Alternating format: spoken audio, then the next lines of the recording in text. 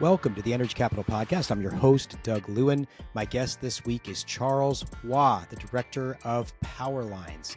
Powerlines is a fairly new organization now, a little over a year old, that is focused on helping people understand the critical and important job that public utility commissions do day in, day out to increase reliability and hopefully keep electricity prices lower. I really enjoyed this conversation. Charles is incredibly smart and insightful. And we got into what I think is probably the most common question I get on Twitter and LinkedIn.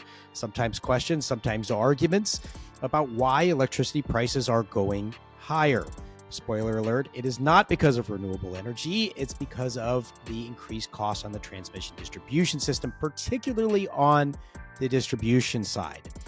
We did get into a lot of charts and figures and things like that. So if you're not already watching on YouTube, you might want to switch over there. Or if on Spotify, you can see the video there.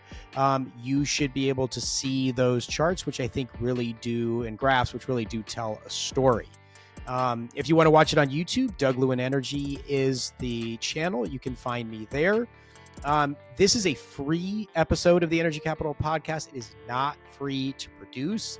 We really, really appreciate our paid subscribers. If you're already a paid subscriber, thank you. If you are not, please go to douglewin.com and become one today. You'll have access to the entire archives of articles in the Texas Energy and Power newsletter, all the paid episodes of the Energy Capital Podcast, grid roundups, reading and podcast picks, special presentations, chats during ERCOT board meetings and most PUC open meetings. Public utility commissions, as Charles talks about, are incredibly important, and I do follow them here at the newsletter, and you can join and follow along. douglewin.com is where you do that. And last but not least, please do leave a 5-star review wherever you listen. And with that, here is my interview with Charles Hua. Charles Hua, welcome to the Energy Capital Podcast. Doug, thanks for having me. Let's just start from the beginning. What is Powerlines? And tell us a little bit in that intro to Powerlines about this fantastic report you guys have out. Utility bills are rising, an analysis of utility bills and how they're affecting American energy consumers and who determines them. So what is Powerlines? And tell us a little about this fantastic report on utility bills. Sure. Well, thanks again, Doug. So Powerlines, we are we're about a year old, actually, national organization. We're a national consumer advocacy group focused on modernizing the utility regulatory system, really with two key objectives in mind. One is to lower utility bills, and second, hand in hand, is to advance economic development and growth. You and I actually met August of 2024 in Houston during a very hot and humid summer. So that was a month before we had launched. And I think the topics that, we had discussed then very much, if anything, have only intensified in the national discussion since, which is the confluence of load growth and affordability challenges and how that's playing out both in Texas, but also nationally. This issue clearly isn't going away anytime soon. And so we put out two reports over the course of this year, one looking at Q1, the second, of course, Q2 data, showing that utility rate increase requests during the first half of 2025 totaled $29 billion, which has already set a record for any year with, of course, half the year left to go. It's about 2.5 times the same amount during the first half of 2024. And so some of these challenges that we're seeing play out in terms of rising utility bills, rising electricity prices, have very much materialized, unfortunately, and the trend lines suggest that this issue is only going to get worse over time. There are, I do think, many opportunities, though, to be hopeful, and I know we're going to get a little bit into some of the solutions available today, but at a very high level, what I find optimistic is the fact that there is a lot of available juice on our existing grid that we are not fully taking advantage of. And that might be one way for us to address some of this problem of both meeting this insatiable demand for electricity, but also putting some downward pressure on our electricity prices. Yeah, the confluence of affordability and the data center issues, my goodness, has your timing been amazing for establishing this organization and working on the issues you're working on. Let's just start with, so you gave a pretty eye-popping number there, right? $29 billion, more than any other time that we could find in recorded history. Why are utility bills rising that much? What sort of let's start with like, yeah, what is the cause of these rising costs? And I'll just say for the listener, we're going to put this one on the YouTube channel, Doug Lewin Energy. So I'll have some slides up during this if you want those visuals with it, but we'll talk about it so you can understand. But what's driving this, Charles? So I think this is a really important question, and we are seeing a lot of different responses to this question. And I think it's important just to break down what even goes into a utility bill, of course. So there is the transmission piece, there is the generation piece, there is the distribution piece writ large, and of course some other fees and costs. But just focusing on those three components of our grid, it is really the transmission and distribution costs, grid infrastructure, the poles and wires, both the long, high voltage poles and wires across highways that make up our transmission system, as well as the local poles and wires in your backyard, in your neighborhood that make up the distribution system. That is very much the lion's share of what utility capital expenditures are going towards. There was a statistic from Lawrence Berkeley National Lab in 2023 that said if you zoom in just on the distribution piece, that made up 44% of all utility capex in 2023. And so there's a real need to take stock of what exactly is going on there in terms of the grid spending, what is driving that increase, and what do we do about it? So on that piece, in terms of why grid spending is going up, well, there's several factors here. One is just the fact that a lot of our grid infrastructure is at the end of its useful life and needs to be replaced, particularly on the distribution system. And so some of this is just replacing aging assets, and that cost is something that we're just going to need to eat up. Otherwise, we are going to experience power outages and blackouts. But in addition to that, there are new dynamics, including for instance, rising electricity demand that is creating this near term urgency and pressure that a lot of the utility and other grid operators are feeling to build out some more grid infrastructure to be able to accommodate new load. And it's not just data centers. You're going to need to, of course, upgrade the distribution system and those poles and wires for electric vehicles, for other sources of electricity demand as well. And then, needless to say, the intense and more frequent extreme weather events are creating significant challenges for our existing grid. You don't need to look any further than Texas for examples of that and the life or death implications of not investing in the grid infrastructure.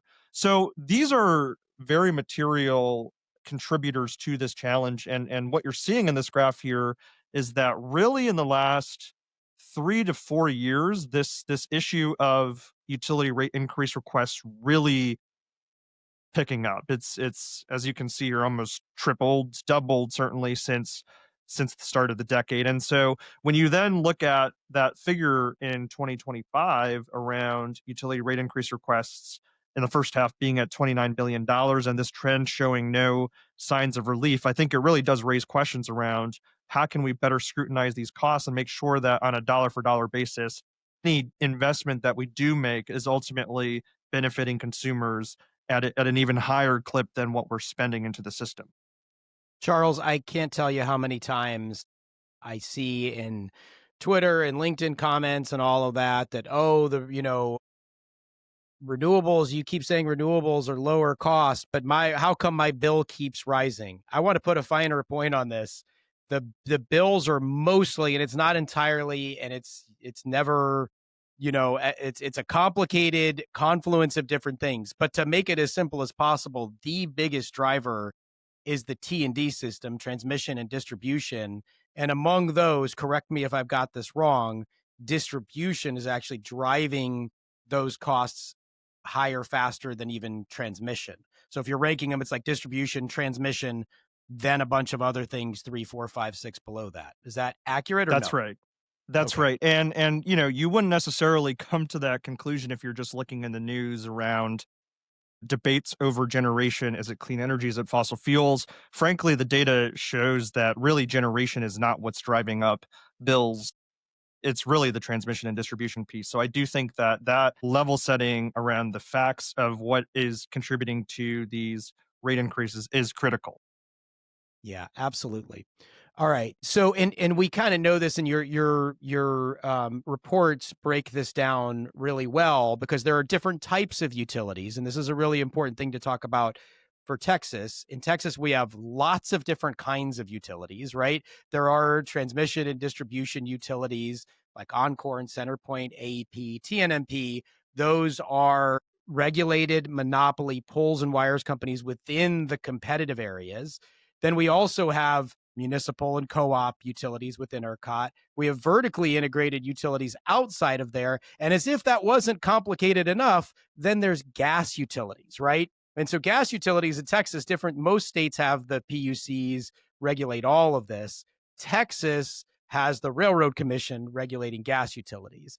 So that was a little bit of a 101. I'm going to ask you to do a little 101 on rate making. We are going to get, for those that have been in this a long time, and we'll have timestamps on there and you can fast forward through this, but I think it's really, really important to level set on all of this. And one of the reasons we know that renewables are not driving the prices higher is because you can look at the gas utilities, right? The local distribution gas utilities, their prices have risen at a faster rate. I believe your report has it at roughly 40% over the last 5 years compared to like 30% on the electric side. And if somebody would like to argue to me that renewables are making gas utility bills higher, meaning your gas bill at your home, if you're in Texas, that would be Atmos or Texas Gas Service, like the gas for heating that is directly to your home. If somehow renewables is driving that price higher, I would love for somebody to explain that to me.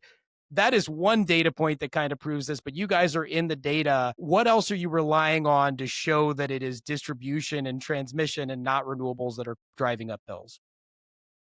Well, if you also look at what utilities are explaining in some of these rate case filings, for instance, in terms of why they are even proposing these rate increase requests, they are also saying that it's a lot of the transmission distribution infrastructure. You know, you point out the different types of utilities in Texas. Clearly, everything is bigger in Texas, including the number of different types of utilities. But as you can imagine, if you are a utility company that only owns transmission and distribution assets, and you earn a so just to dive into kind of the profit and business model of utility companies, generally speaking, utilities earn a rate of return on capital expenditures and not operational expenditures. And so when you have an opportunity to invest in capital expenditures around new transmission and distribution infrastructure, that is how utilities in general capture more profits. And so, from that standpoint, you can clearly see that there is an inherent hunger and motivation for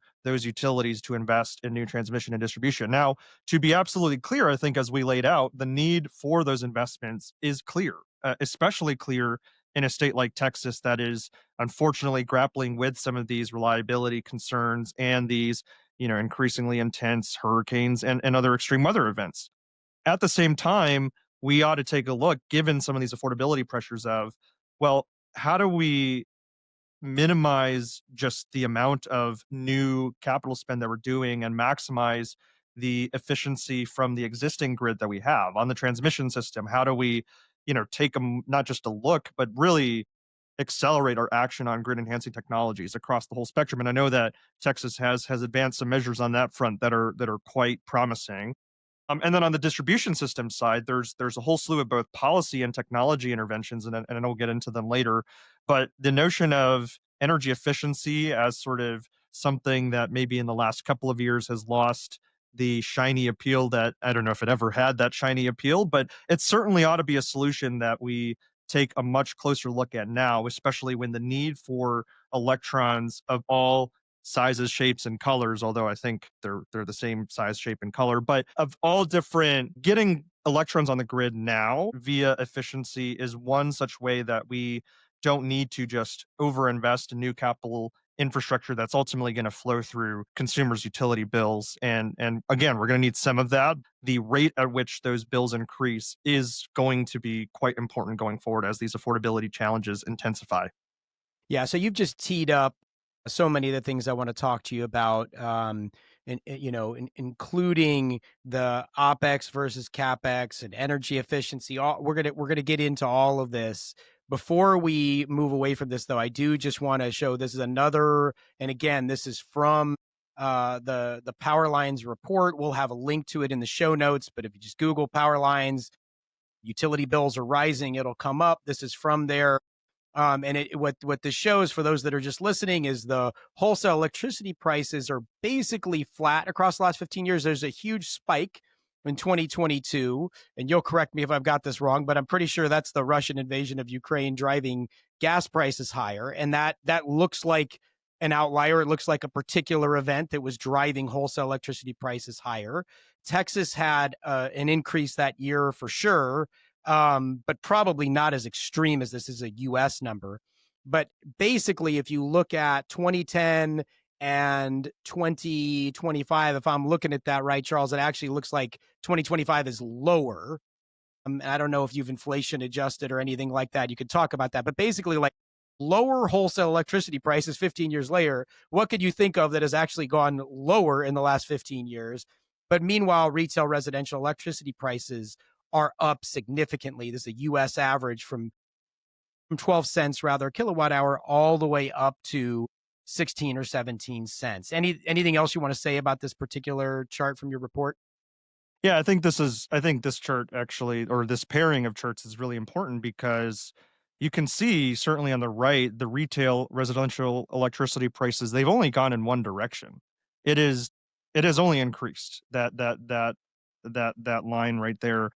And this creates all sorts of questions in terms of how come, and certainly during certain periods like wholesale electricity prices at minimum, you can see very clearly on that chart in the last couple of years have decreased, yet this has also coincided with one of the fastest growing periods of retail residential electricity price increases. So that raises some questions in terms of the, you can call it regulatory gap essentially, from wholesale prices and how that flows down to ultimately the price that you and I pay for our utility bills at the end of the month, and some questions around, well, how do those costs actually flow through that the value stack essentially, and how do we make sure that we put some downward pressure on retail residential electricity prices, because those are only going up based on that chart, but it doesn't have to increase at the rate that it has in the past couple of years for a variety of reasons.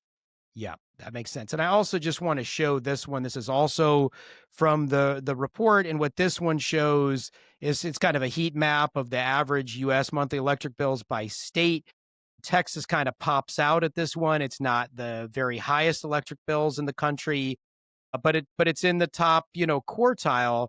And this is an interesting one because this is where we need to distinguish between rates and bills, right? Texas rates are actually below the national average.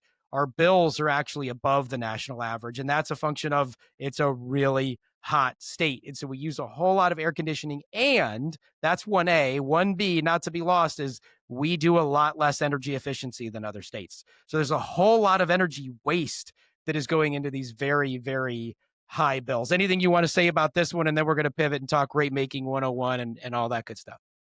Yeah, absolutely. I mean, I think there's this general perception that electricity bills are only high in a couple regions, notably New England and California. And while some element of that is true, I think we can see that there are many regions across the country that are struggling with this issue of utility bills, exactly in part for the reason that you talked about, in terms of the fact that bills are what people ultimately pay, and have sensitivity towards, not rates. Rates are more relevant perhaps for commercial and industrial customers, but for your average residential consumer, you care about your utility bills. So it does raise some questions around what we can do on rates, what we can do on energy usage, what we can do on bills. And I know we're going to talk more about that, but I think it's very clear that we need to be very specific when we talk about energy affordability and for whom and in what metrics we're using to define that.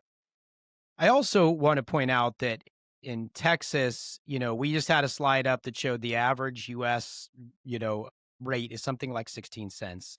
Last I checked, it was a month or two ago, but I don't imagine it's much different right now. The state does have a website to help people shop for electricity. Again, we have different kinds of utilities. If you're in Austin, San Antonio, or Co-op area, you can't shop. But if you're in Houston or Dallas or Corpus or Laredo or any number of other places within Texas, you can.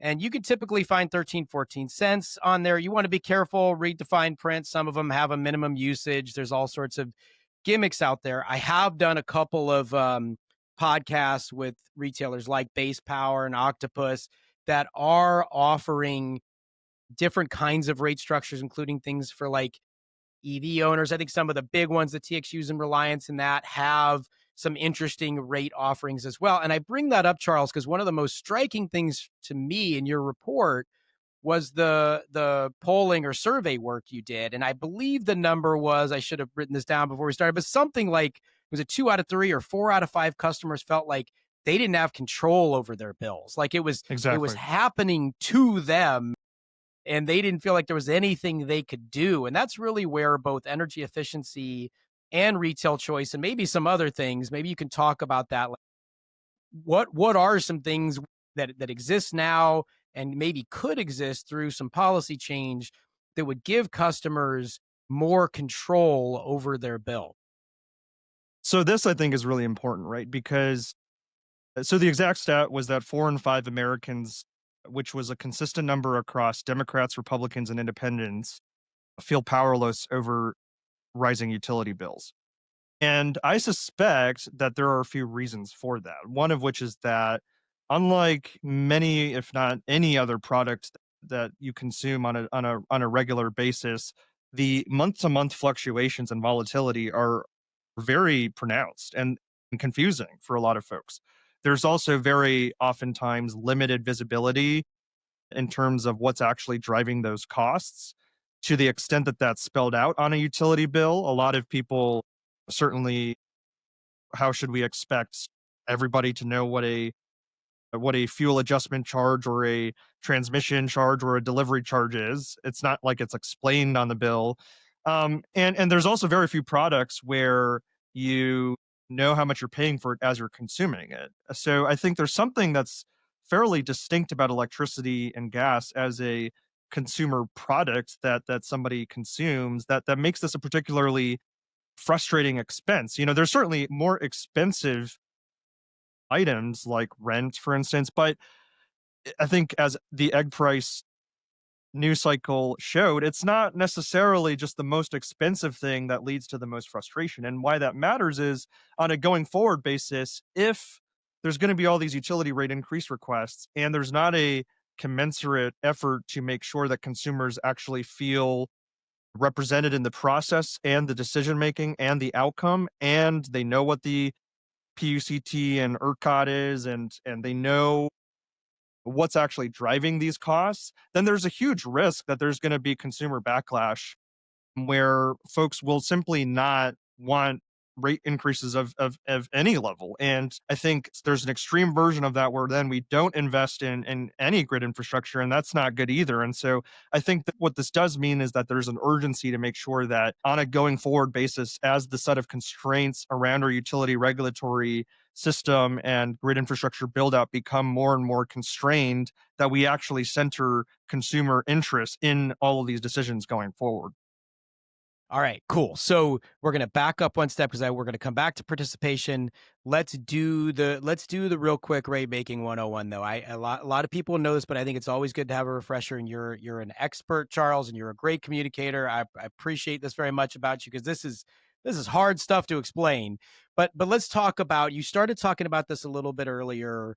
How do utilities make their money? How do they? There are certain things that they get merely reimbursed for, and then there's other things that they not only get reimbursed but plus a rate of return. So this is CapEx and OpEx. And yeah, talk a little bit about some of the problems and tensions that are in the system that really was now been with us a little over 100 years, right? We're going back to Samuel Insull, like the basic pillars and structure of rate making are pretty much what they were 100 years ago. And I think there's very serious cracks starting to show. Might this head, so describe the way it is now and where might this head to have a better system that actually fits better with our modern needs? Yeah, so the way that utility rates currently, what that rate making process and infrastructure looks like is, and this is going to be somewhat of a simplification, but you generally have two major buckets of expenditures. So capital expenditures and operational expenditures. The capital expenditures are new power plants, not in Texas's case necessarily, new poles and wires, those transmission and distribution projects that we talked about. So just new infrastructure build, essentially. The operational expenditures can vary anything from operations and maintenance of some of those infrastructure projects to fuel costs to labor. And so in general, capital expenditures are what receives a return on equity for the utility companies. Essentially, one can think of that as their profit.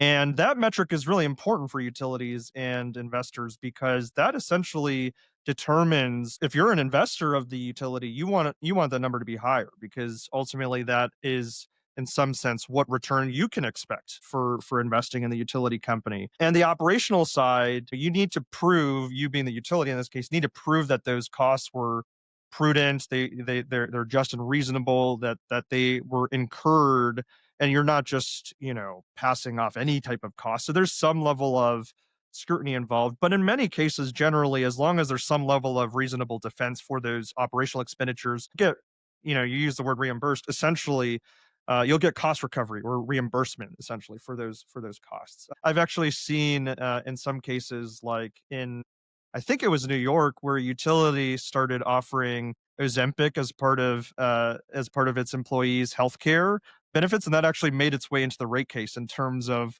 what was recovered as a cost. And so, but there's other things. There is things like political expenditures and things like trade association dues and other components of operational expenditures. I think it'd be an interesting exercise for there to be a systematic look at exactly what all is in there.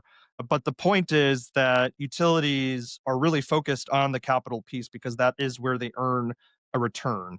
Now, as you can imagine, on the operational side, for something like gas or other resources that have a fuel component and is subject to volatile global and domestic markets, then those price increases, there's a little bit of there's a moral hazard there in terms of how those oftentimes just get passed on directly to consumers. And some states have essentially this fuel adjustment such that the utilities can pass on a one-to-one basis those costs, and so they don't either make profit or lose money off of volatile prices, but consumers do pay the price no matter what.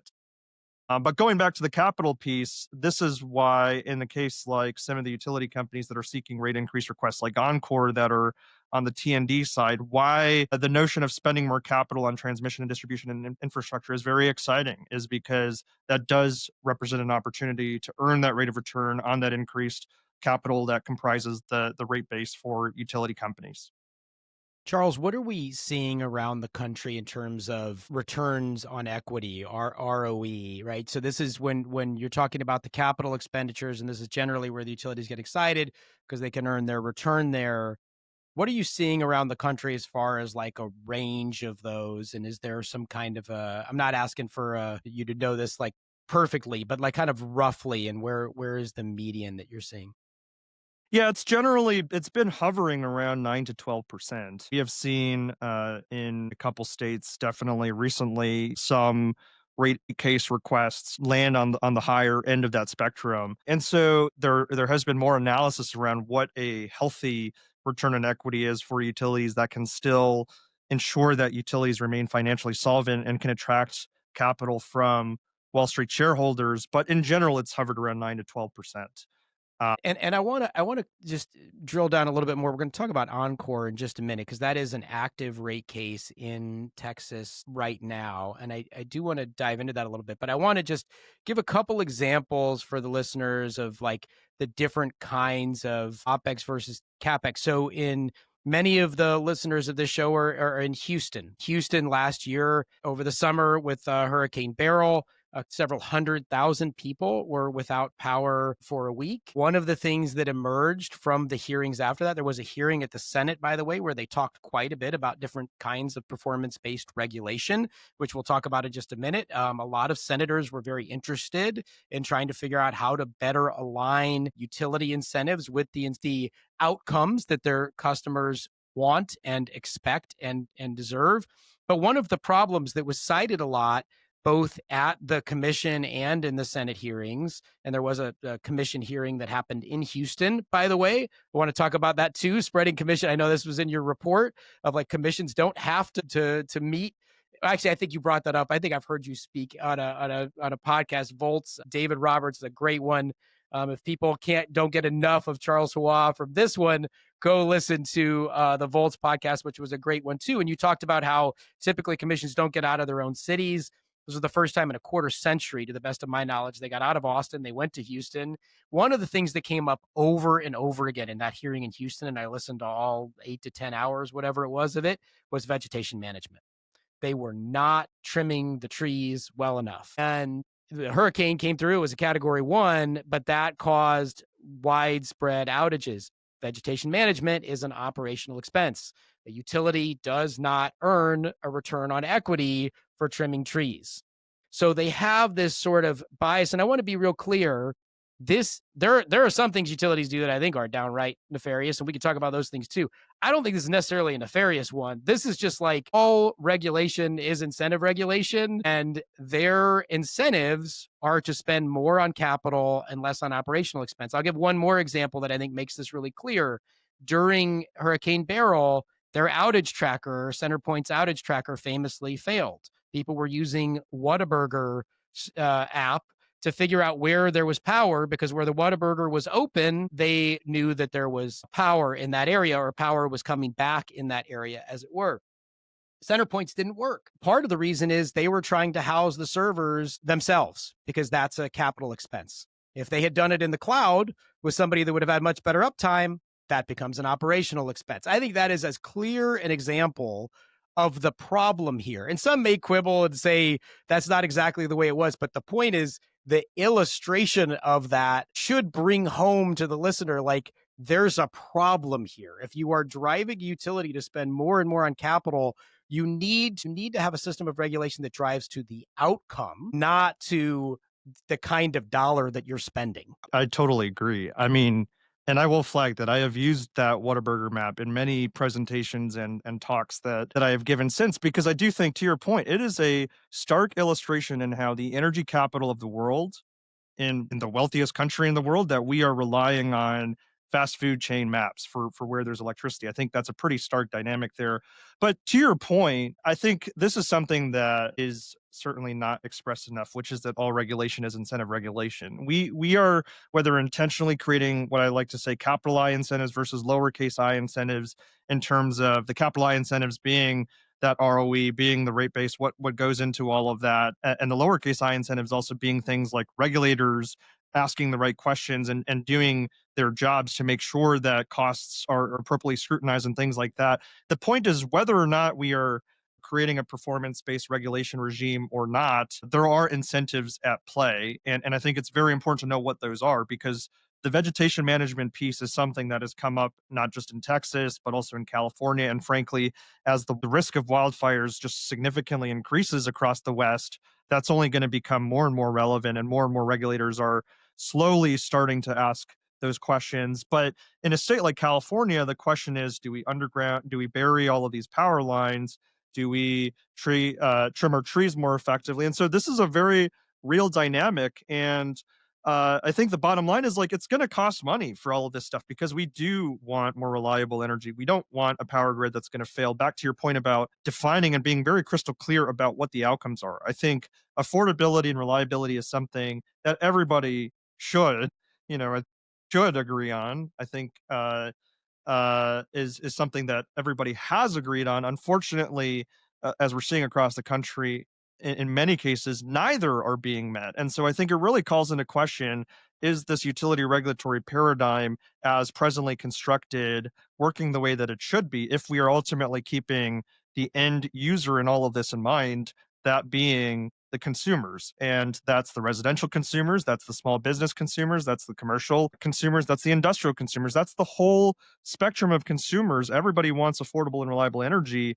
And it's incumbent on the regulators and the regulatory system to make sure that those outcomes are met. So, in some cases, as you alluded to, states have introduced legislation or regulatory action to create a performance-based regulation paradigm, which, as the name or phrase suggests, is trying to tie utility earnings and profits to their performance, to specific outcomes and metrics that the commission is defining and creating incentive structures around. There aren't that many states that have gone through the full kind of checklist of what would constitute the full spectrum of PBR, let's say.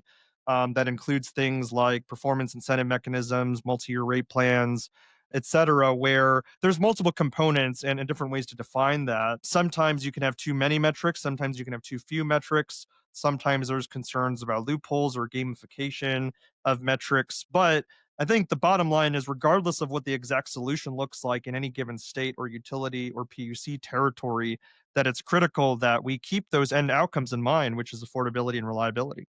Absolutely. So we're going to talk more about performance-based regulation and like what kind of some of the intermediate steps could be to kind of crawl, walk, run towards better alignment of incentives. But before we do that, I want to talk about Oncor. We talked just a minute ago about how there's a rate case there. What I'm showing on the screen right now, describing for the listener, those that are viewing on YouTube could see this, but there's a slide from Sempra's investor call. This was from I believe it's from February of this year. And they were telling Wall Street like what their earnings opportunities are going forward. And they show a capital plan that has, I think the number is 36 billion in it over the next 5 years, including this year, with another potential for $12 billion in spending. They also have a potential capital opportunities 2030 to 2034 of somewhere between 55 and 75 billion dollars. So that would be somewhere between 11 and 15 billion dollars a year. I went ahead and put this into a chart to look at what they've spent over the last 5 years, what they are planning to spend over the next 5, and what that would look like in the 2030s. And so for those listening, what you're looking at by the 2030s is a X increase over what was in the 2020s. If this doesn't bring home to the listener or the viewer the imperative to do something around changing the business model, and I want to be real clear here. I want to be fair to the folks that are working at utilities. Again, I am not ascribing anything even close to evil motives here. There is, as Charles, as you said earlier, there is a great need for more investment in the system. Let's just put that out there. Like, spending is going to go up on the grid. The question is, by how much? And at what point do consumers just kind of break, right? Because if you're telling me 4 to 5 don't feel like they have any control, and also from your survey, Charles, and maybe you can get these numbers a little better. It was well, why don't I just ask you, what did people say about whether or not their bill was fair or at the right size or was too high? It was something like half thought their bill was too high or something like that, Well, right? as 3 and 4 were concerned about utility bills rising, and one thing that I'll also flag is that 60% of respondents, again, consistent across blue, red, and purple, Democrats, Republicans, and independents, said that they didn't believe that the state government was doing enough to protect their interests as consumers. I want to be clear that the fact that that was consistent across party was actually pretty surprising to us, in terms of, for something like your views on your state government and whether that's protecting your consumer interests. I think the bottom line is people don't care about all of the specifics on how to bring about more relief in terms of more affordable utility bills. They just want more affordable utility bills. And this Yes. chart that you're pointing out is very staggering, because, as we've talked about, expenditures are going to go up. That is a pretty significant 5x increase. I mean, I don't want to undersell that point. What really we're looking at is a bar chart that shows how much people are going to pay for all of this, because it's, at the end of the day, it is consumers that foot the bill here.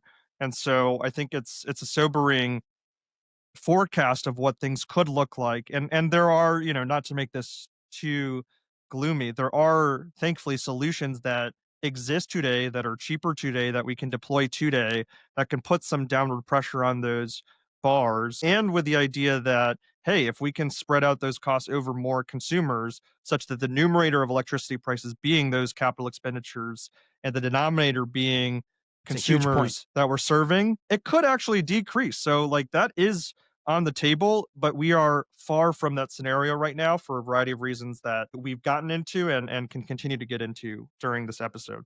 And that's a huge point, and I appreciate you making it because that actually is kind of a ray of hope or sunshine here.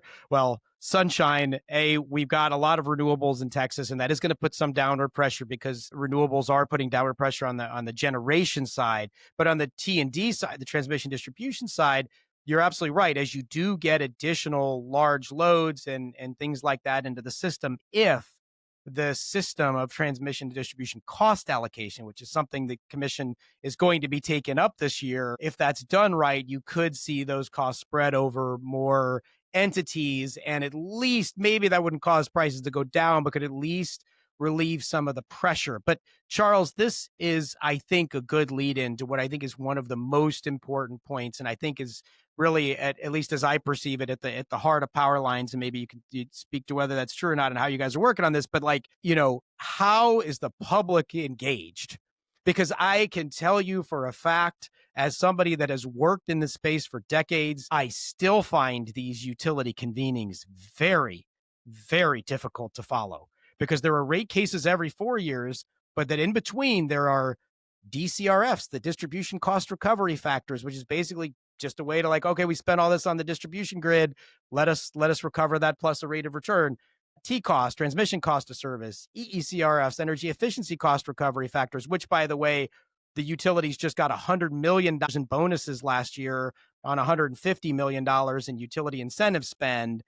There's so much going on, and it is so difficult for me to keep track of it. I write a damn newsletter on this stuff and have a podcast on it, and I have trouble keeping up with all this stuff.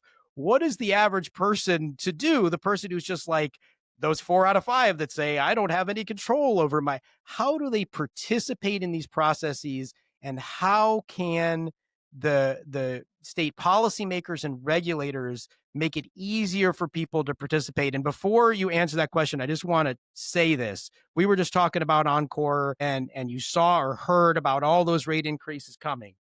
To my knowledge, there is not one single meeting in the Dallas-Fort Worth area that the Public Utility Commission, a neutral, arbiter, will hold in that entire service territory, Dallas-Fort Worth or West Texas. They serve way out into West Texas as well. And that is standard practice. When these rate cases happen, there are no meetings. Now, the utility may hold some meetings, but the Public Utility Commission does not. We have got to find ways to make this more comprehensible to people and to bring them into a process that has such a huge impact on their lives. Absolutely. And to give you an example, in a neighboring state in Louisiana, there was a hearing on an energy efficiency rule that was held closer to Texas than it was to the heart of Baton Rouge and New Orleans, and who was going to be impacted by energy efficiency. It was essentially a ruling to, without getting too into the weeds there, gut the notion of a independent program for energy efficiency. There are ways also to abuse this in the other direction, but I think the point is that doesn't, really makes sense in our small d democracy here in terms of whether consumer interests are actually being represented when folks who are ultimately being impacted by those decisions don't really have any meaningful way to participate. I would say that it is not fair to expect consumers, one, to do all the work to figure out what a public utilities commission is and what an electricity market is, and then to be able to show up to a meeting, especially if it's not held during convenient times for folks, and if there's no opportunity for folks to travel to that meeting. I mean, these things in a way sound squishy, but I just want to reinforce the fact that, to your other question around how the public is engaging with this, they have fundamentally engaged with utility and energy affordability issues in 2025 in a way that I have not seen to this degree ever before. And this is now blowing up in TikToks and on social media. if you just look at the national and local news coverage on utility rate increases, or I can speak to the national level, that has significantly proliferated in 2025. We have a great comms team, and I would like to take credit for our comms team on their behalf and their incredible work in trying to catalyze that national discussion. But frankly, this conversation is just happening out in the open in a way that it hasn't been. And so the mismatch there, though, the challenge is that if consumers lose trust in the viability of this utility regulatory system, which again was set up in theory and in practice to protect the interests of consumers as the beneficiaries of the invention of and commercialization of electricity. But if we lose sight of that, then I think this whole project around our utility regulatory system has significant risks.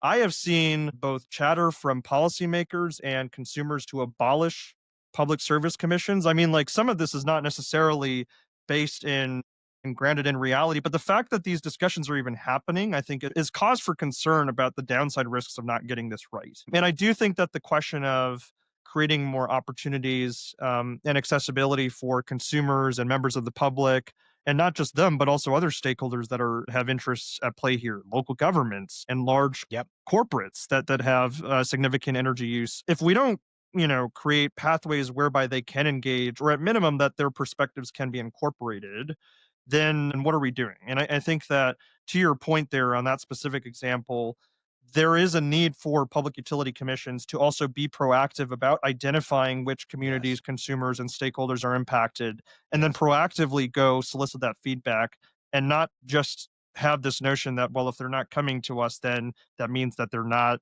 particularly concerned or motivated around these issues. In fact, it's quite the opposite.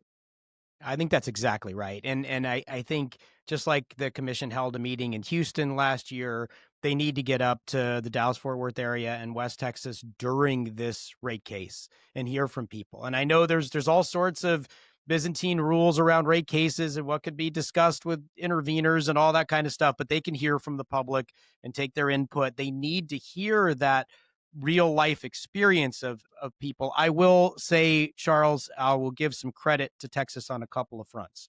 Number one, there was a bill passed during the session, Senate Bill 1664, that requires going forward any utility to describe to their customers in plain language what is happening to their bill in a rate case. Doesn't go in effect until September 1. Oncor has already filed their rate case, so it won't apply to this one. But for any rate case going forward, there'll be some additional requirements to explain to the public the impact on their bills.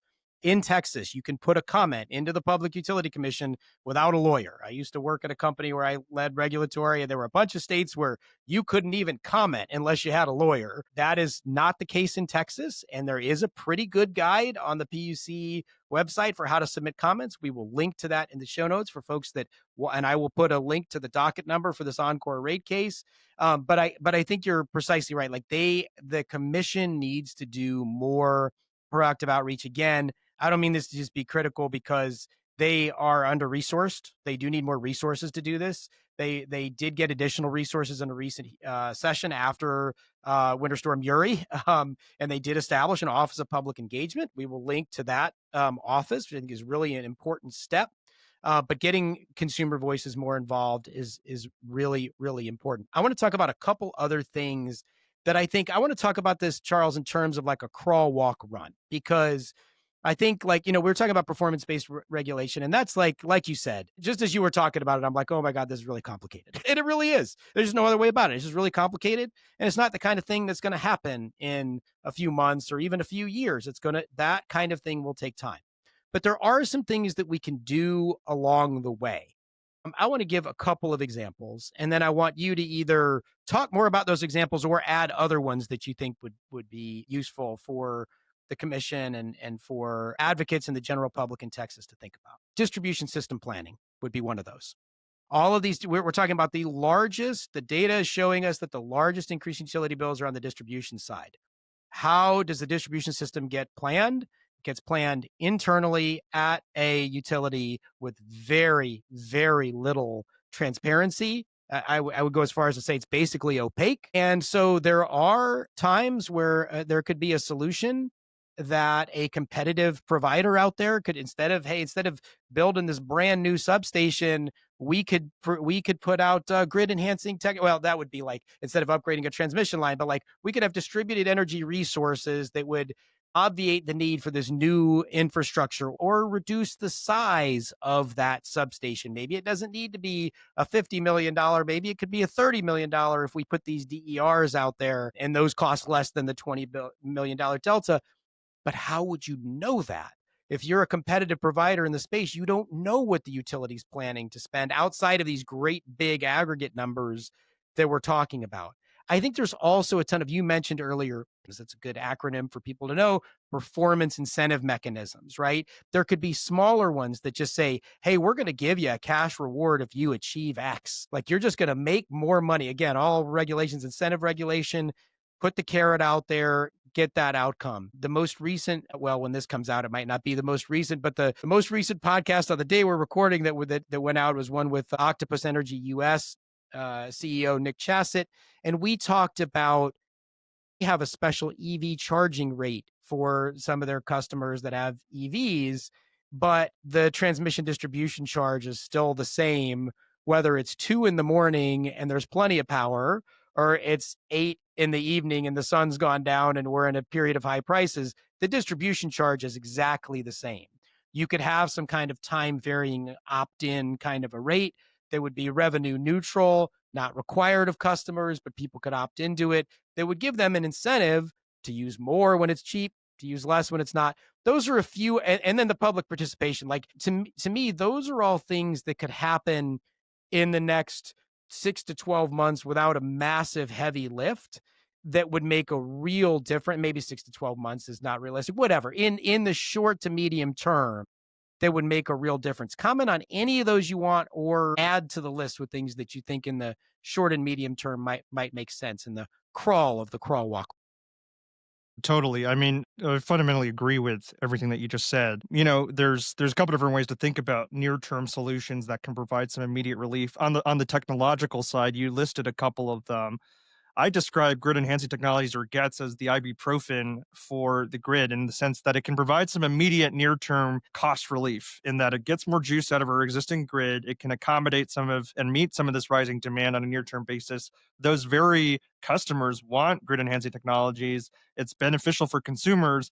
It's an OpEx oriented solution. And so that's why, in part, the notion that utilities are preferential towards capital investments, that does come into play.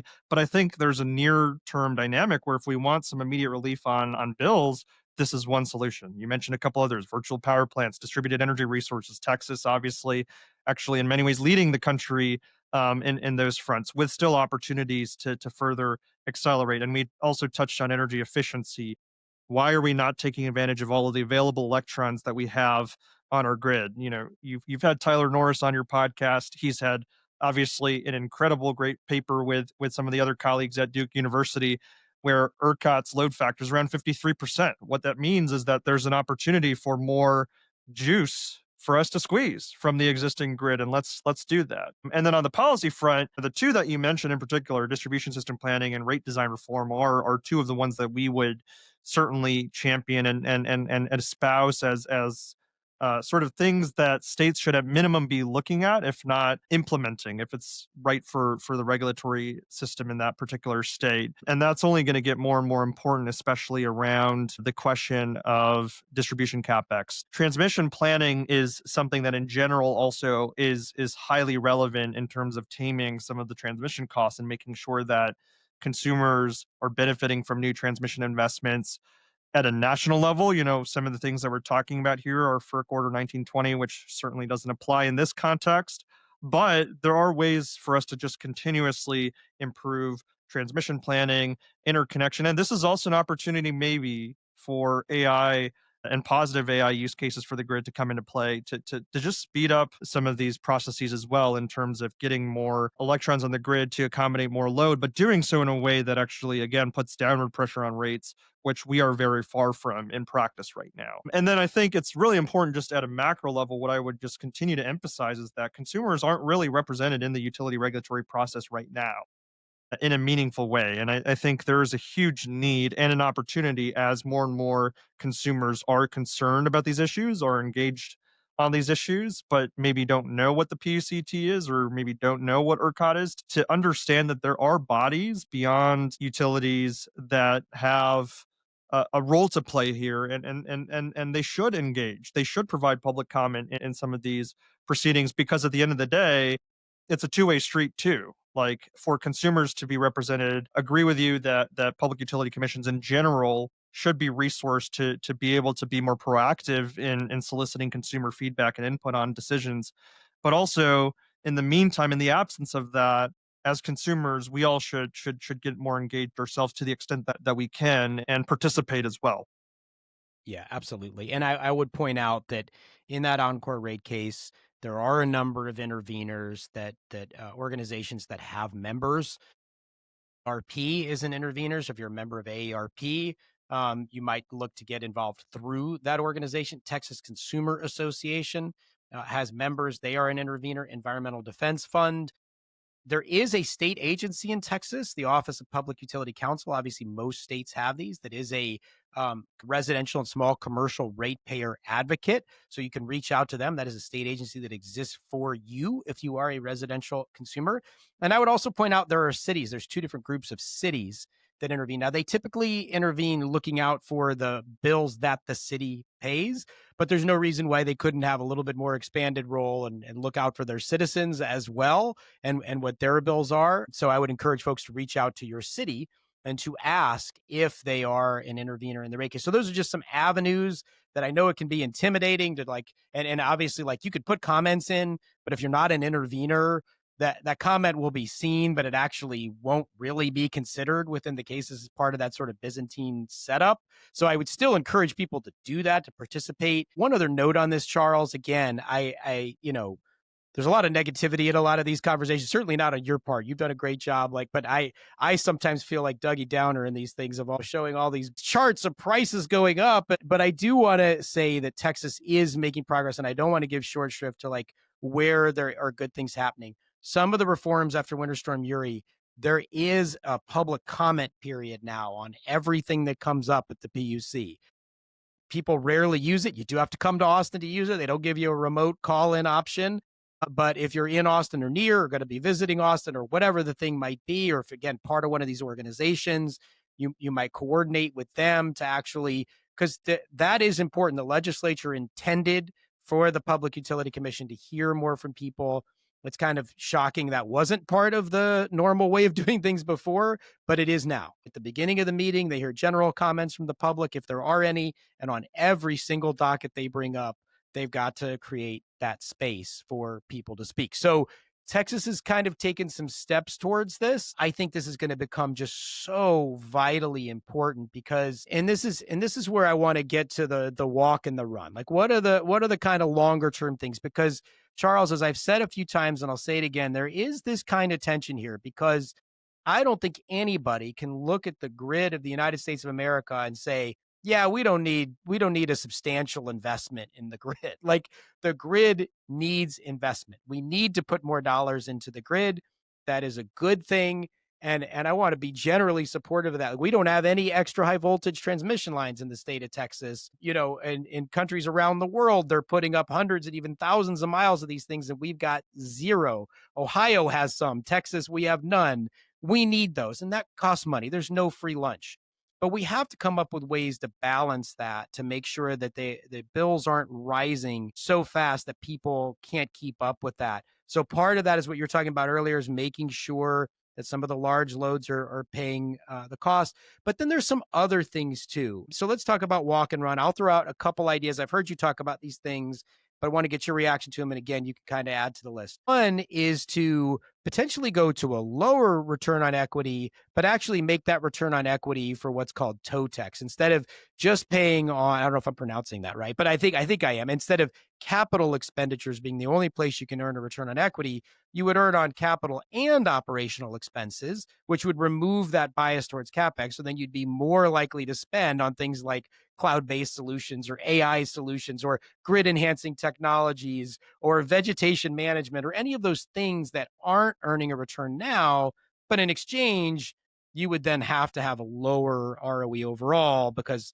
like Oncor in their rate case is asking for like I think 10.5, 10.6, something like that. If you spread that out overall, the OpEx, now they're making a ton more money. So there'd have to be some balance point there. I also think figuring out a way, and this is, I think, related to the distribution system planning piece, where alternatives, what are often called non-wires alternatives, are just, it's basically just a basic principle of can we have some competition in the system? And importantly, so that the utility just doesn't see this as a zero-sum game and they're losing, some performance incentive mechanism tied to that. Hey, anytime you save your ratepayers money, you could actually just get a cash payment. Let's say you just saved everybody 10 million by doing a bunch of DERs. We'll give you an extra million. Your customers still saved 9, and that million wasn't even on capital you had to expend. So like Wall Street loves that, right? That's like pure margin, right? So there are win-wins to be devised there if you can get to some kind of, and I think that all, Charles, kind of comes down to something that fits under the umbrella of PBR, of performance-based regulation. There has to be some kind of, maybe we need a different term to describe it. Maybe the words aren't right, but that's kind of fundamentally what it is. So those are a couple things that I think are longer. They're probably going to take a lot of like, meetings, and hopefully commission can open dockets and like start to explore these things. They take time, but react to those. And then again, if there's other things that you think are on that longer term period, but we've got to start like working towards now, I'd love to hear what those ideas are. Well, I think I actually like the term PBR in part because I think one thing that the energy space should have is PBR happy hours, and that'll attract folks for perhaps two reasons. So I think that in general, though, to your point, the notion that all regulation is I just incentive got that. I'm embarrassed how long the well, Pabst Blue Ribbon. Okay, it took me a minute. I am embarrassed at how long that took me. Yes. Okay. Good. I Got it. saw I PBR saw it in happy your hours. I eyes like it. for those watching on YouTube. Maybe extra incentive for you to watch it on YouTube, but There you go.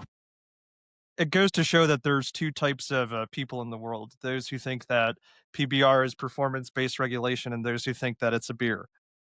And we And there's nobody in between in the we have to overlap. have all of them involved for this to be successful. We're going to need the Pabst Blue Ribbon Exactly. people in this too. Yeah. And much Gotcha. more of the latter because as Indeed. not small the former is, we need much more of the latter. So, but I think that's exactly right. And again, going back to what you raised, which is all regulation is incentive regulation, which is the fact that another way that I would put it is let's keep in mind why we are doing all of this. All of this being our utility regulatory system where we're building new power plants and new poles and wires and serving customers is because at the end of the day, we are providing in this whole system a critical resource, notably electricity and gas, for consumers. And the for consumers part is critical because if you don't have affordable energy and if you don't have reliable energy, then you are breaking that sort of social and consumer and public trust in the system. And so I do think that there's a need here to really course correct and make sure that as we tackle these issues going forward that we do keep that in mind. Now, that's a little bit abstract. I think in practice, some of the things that we want to see more states doing include developing an affordability action plan and being proactive about it. This is something that as this we're facing this inflection point of load growth and affordability and the potential rate of increase on both fronts really kicking into high gear, the need for this kind of quote unquote planning on the affordability question is only going to become more paramount.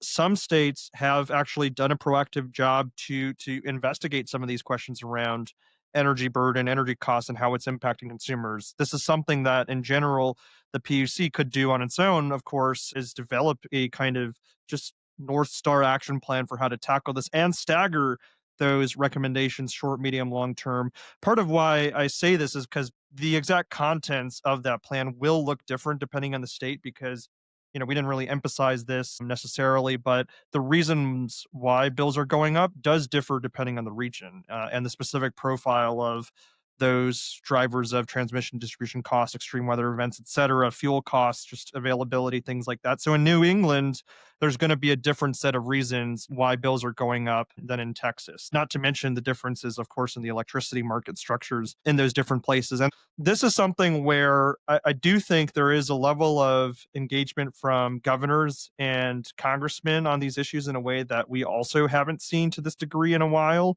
where I have seen Governor Cox in Utah, Governor Shapiro in Pennsylvania, Governor Yeah. Youngkin in Virginia, gubernatorial candidate Mikey Sherrill in New Jersey, Governor Pritzker, Governor Healy, Governor Hochul in New York. This is a really, I don't think that that group that I just mentioned hangs out together all that much, but this is a really bipartisan group of governors that are concerned, in part because they're hearing from consumers about these issues. So, to the point also about near term things that you as a listener can do, one of them is after you've finished providing public comment on a rate case in front of the PUCT, is to go out and also let your other elected leaders know that this is a challenge that you're concerned about. And then this is something that we truly need at the state, local, and national levels, a bipartisan framework to understand that this is a problem, that we do have near term solutions like those technologies and policy fixes that we talked about that can chip away at this problem, buy us another day, and mitigate the concerns such that those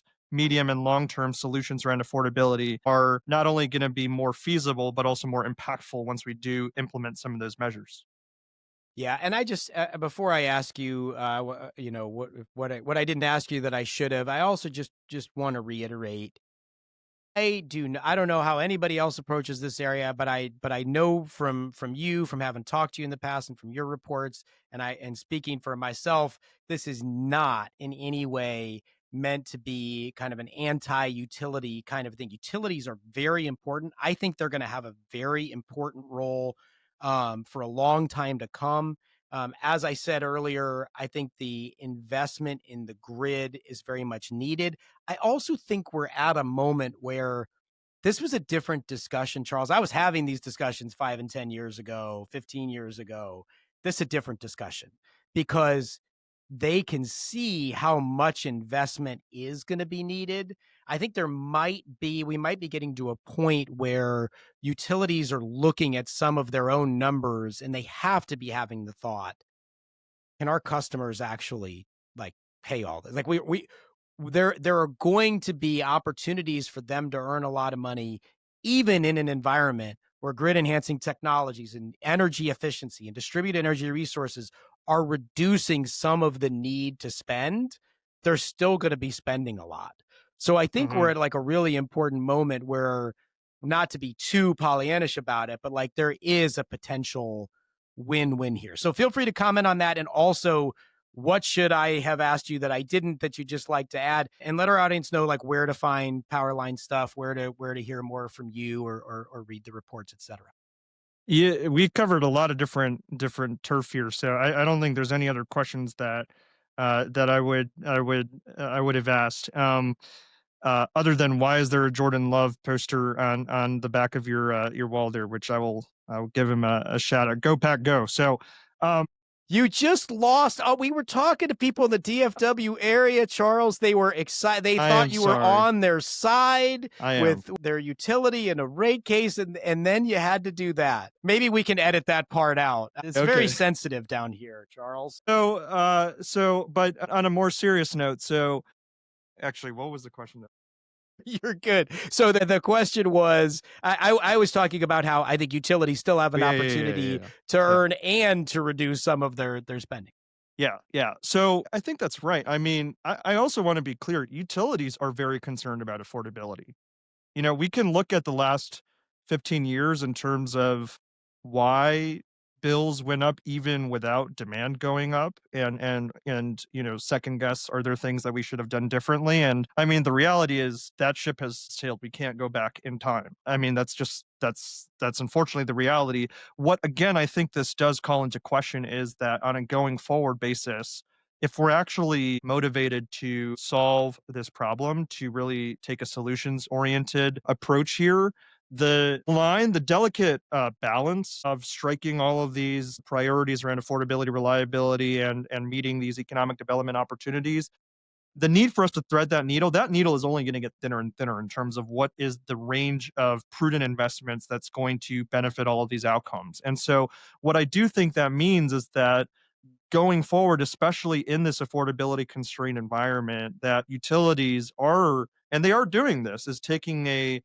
more and more closer look at what are the things that are going to benefit these outcomes. But they also need to hear from consumers too, in terms of how their decisions are impacting those very consumers that they're trying to serve. And so I think, to give all stakeholders here some credit, I do think on a going forward basis that there are opportunities for more constructive engagement in ways that benefit consumers at the end of the day. But again, we're still apart, like there's still daylight between where we're at now in that regulatory process and system, and where we could go. And so what I do think that means, though, is on a going forward basis, the role of consumers and making their voices heard in this whole process is going to become more important and also more impactful. And so, if anything, I see all of this as a clarion call for folks to engage. If they haven't engaged before, now is the time, because there's a broader set of stakeholders that are concerned about these issues. So you won't be alone, and you haven't been alone, but you certainly won't be alone going forward. And it's very clear that this is not a blue, red, purple, green issue. This is an issue that impacts everybody. And so all of that is to say that I think that consumers have a key role in modernizing our utility regulatory system, which is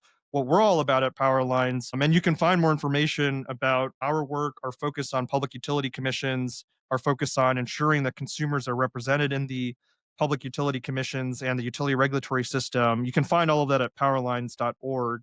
And please do reach out if you have any questions, you want to get engaged, whether in Texas or elsewhere. But in Texas, you're in good hands with Doug here. But there's a huge need for folks.